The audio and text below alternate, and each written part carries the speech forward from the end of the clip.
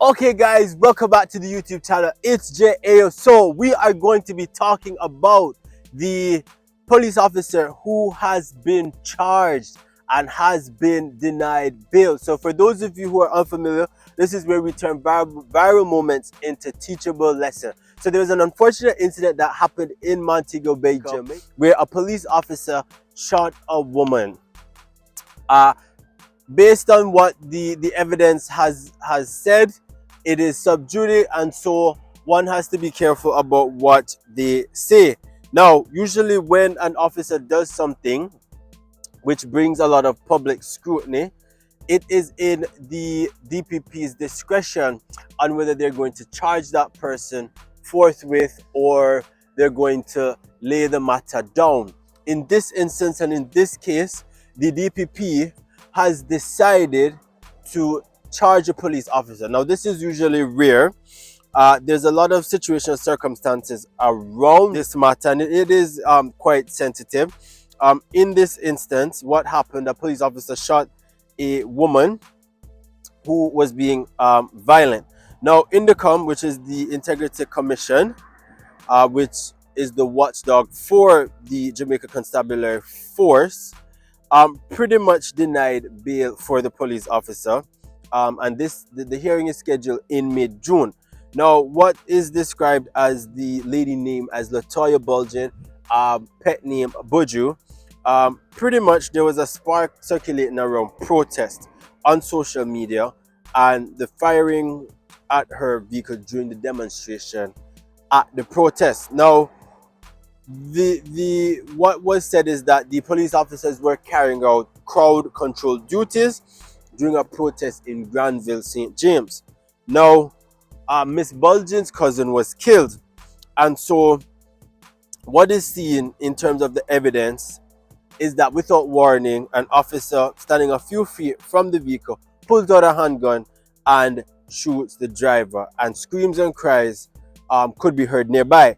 Now, people were also seen as running. Now, police officers were seen dragging Miss Bulgin's limp body out of the car and onto the ground and putting her in the back of a police pickup truck. Now, the officers do not appear to make any attempt to offer first to the injured woman. Now, you know, Jamaica has been talking about getting CCTV and doing accountability. When it comes to the rank and file profile of Jamaican police officers, their tactic in dealing with the public tends to be different, because their approach is not a matter of trusting the public, but rather being cautious and be careful. Because remember, these Jamaican police officers come under fire all the time. There's a lot going on in terms of trusting the community and them harboring criminals. So it usually is a complicated issue. Now, in terms of this situation, nobody was warned by the police officer who is accused of shooting Miss Bulgin. Now, there wasn't any availability of CCTV footage that would showcase what would have happened on the matter, and so the INDECOM is looking at all the facts, trying to get all the information together and looking at what is happening. Now, the lack of CCTV footage raises a lot of questions, and it even brings into it why hasn't the body-worn cameras been rolled out? The Prime Minister of Jamaica, the Honorable Dr. Andrew Holness, has said he is looking out at body-worn cameras. However, due to lack of resources and funding, they can't just roll it out immediately. They're going to have to take time and look at things in a strategic manner. And so what has to be paramount is the quality of investigative journalism that takes place. Right? Quality of investigation takes place.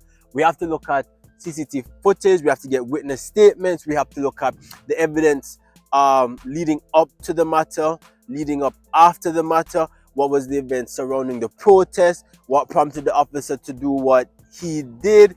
And weigh the facts, because nobody is guilty until proven otherwise. And this said individual or Jamaican police officer will be judged by a group of his peers. And the DPP is going to have to provide a strong case against him to say, no, no, no, he acted outside the box, this was wrong, the rights were abrogated, things of that nature. So, what has been said was the disturbing fact in which the body was thrown in the back of the police vehicle after she was shot. Now, this conduct falls below the respect that should be afforded to our citizens of Jamaica and the constabulary force, the group said, and this PNP women's movement.